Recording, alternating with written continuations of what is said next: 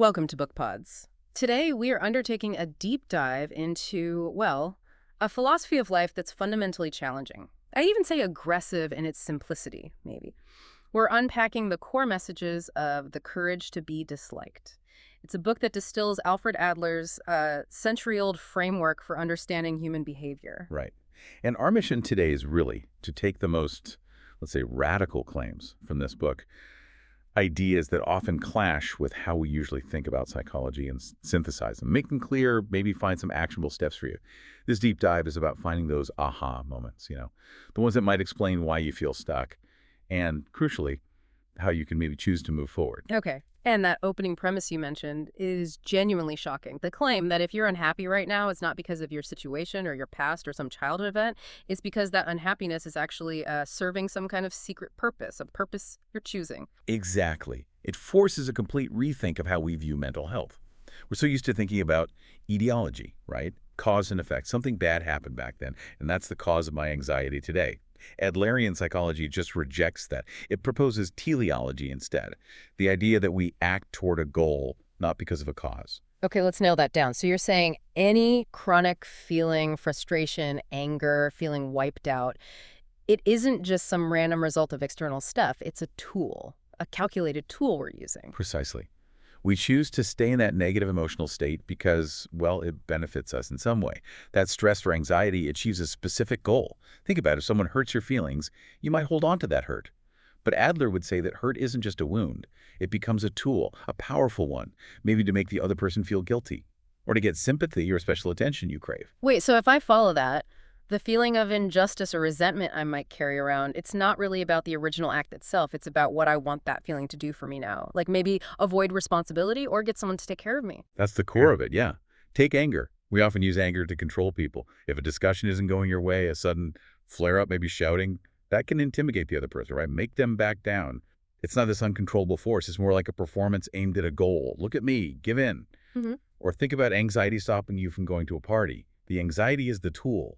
The goal is avoiding awkward conversations, or maybe the fear of rejection. Wow. Okay, this leads us straight to what's probably the most controversial bit, rejecting the past.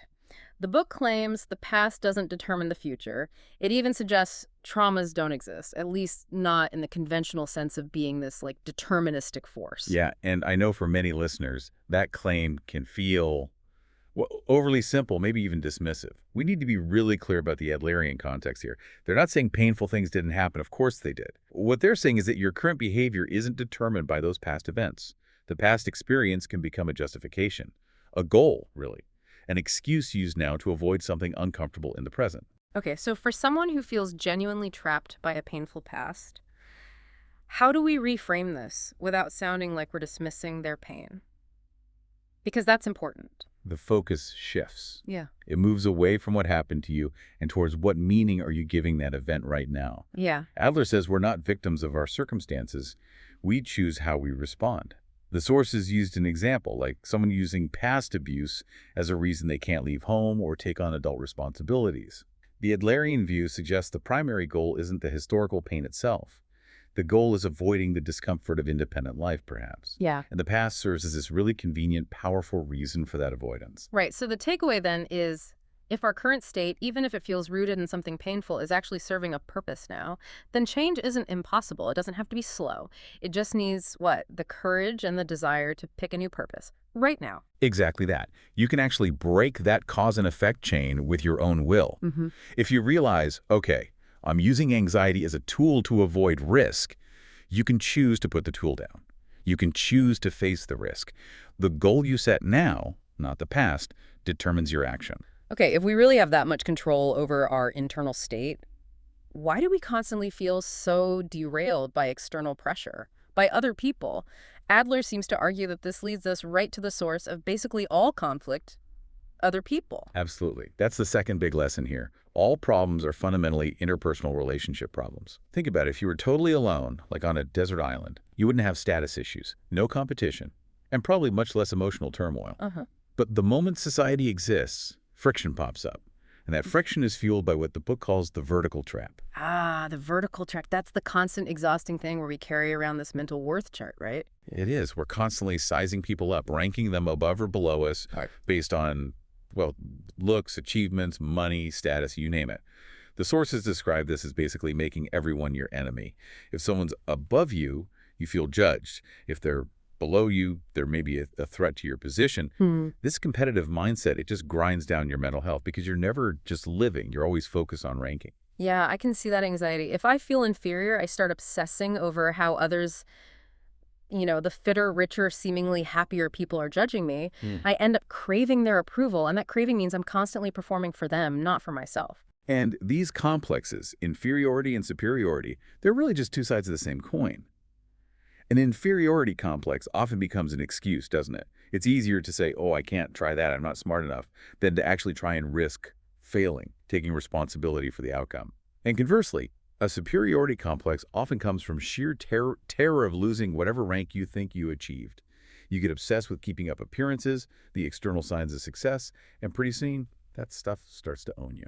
So the solution proposed is, well, it's radically democratic, isn't it? Flatten the whole worth chart.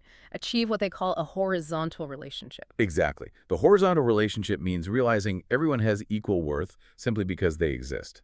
And this isn't some complex philosophy, it's observable. The sources really stress this that you have to see this universal worth as totally independent of achievement. Think about a newborn baby. They bring joy just by being. Or an elderly person with dementia. Their inherent worth is undeniable, right? Despite lacking conventional achievements. Okay, that helps erase the gap with people we might see as below us. But what about those we perceive as above, the super successful, seemingly perfect people we envy? You erase that gap by realizing advantages are completely subjective. The very things we often envy, extreme wealth, huge fame, they can be like golden chains. They tie people to massive obligations, destroy privacy, limit their freedom. The book even suggests, if you actually traded lives with the person you envy most, you'd probably be begging to get your own problems back pretty quickly. Once you start seeing others not as rivals to beat, but as, say, comrades walking the same path, you can stop competing with them. And you can finally focus solely on becoming your own best self, racing against your ideal self, not against others. That self-focus leads us right into the ultimate freedom they talk about, the separation of tasks.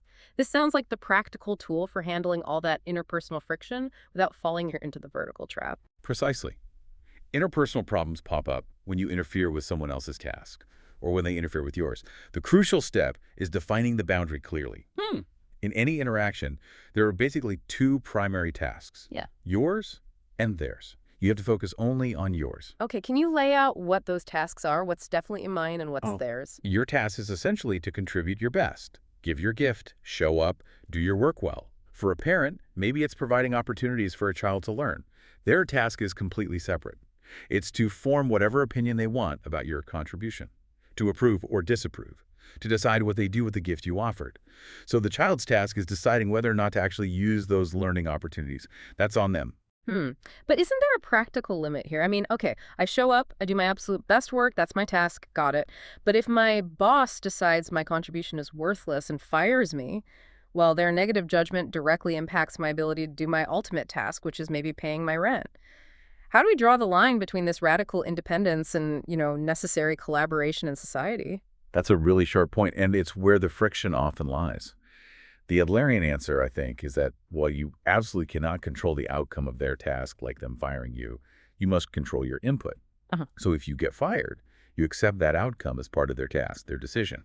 But you retain ownership of the quality of your output, your work. That was your task. If you focus only on maximizing the quality of your contribution, you start to detach your own self-worth from their reaction.